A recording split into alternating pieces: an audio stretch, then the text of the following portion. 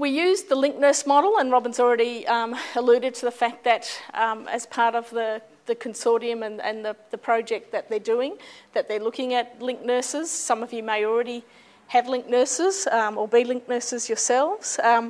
In this project, we used them really as the key change agents, the people who were going to actually help with providing the palliative approach, with running the case conferences, with identifying people who should be on the pathway, and then following that through.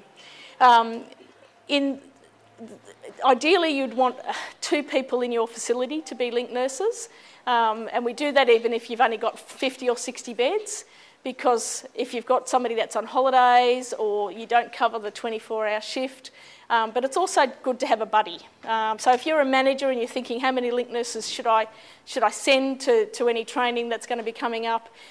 2 would be a minimum. If you're one of those facilities, and we worked with some in the project that had geographically isolated units or wards or pods, where there might be 30 residents in each one, we had a linked nurse in each one of those. So in one of the facilities we had 4 linked nurses because they worked in different areas, or sometimes we had people that worked upstairs and then downstairs. So you have to be thinking, you know, how many people would I need to have good coverage across the geographical spread of the area that I'm working with.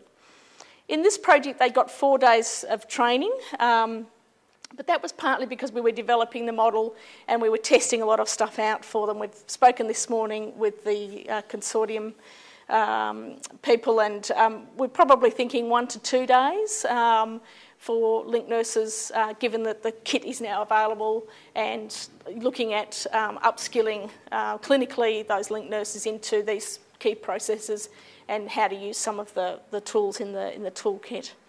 As I said, they were very instrumental in running the case conferences.